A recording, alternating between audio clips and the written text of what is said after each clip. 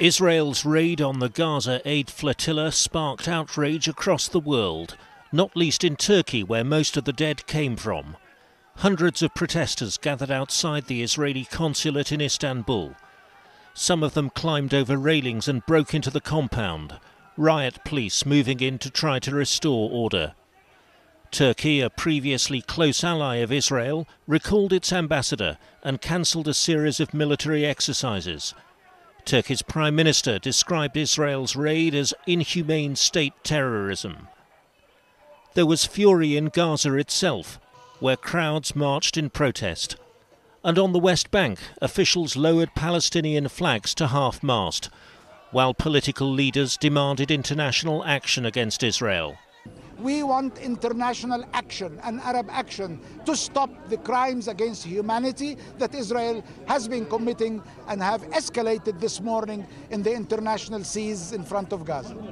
In Iran, riot police were called in to control crowds marching onto the United Nations building in Tehran, while the UN chief himself, Ban Ki-moon, on a trip to Uganda, condemned the violence in strong terms. I'm shocked by reports of killings and injuries of people on the boats carrying supplies for Gaza.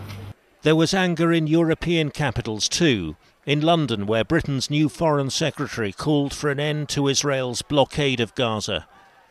And in Paris, where there were scuffles between riot police and demonstrators outside the Israeli embassy. Israel's Prime Minister Benjamin Netanyahu cut short a trip to North America to deal with the crisis. They deliberately attacked the first soldiers who came on the ship. They were mobbed, they were clubbed, they were beaten, stabbed.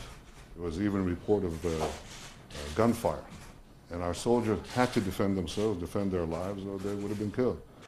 It's unclear whether the demonstrations triggered by this incident will spread further.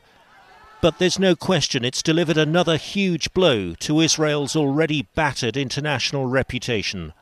Martin Benedict, The Associated Press.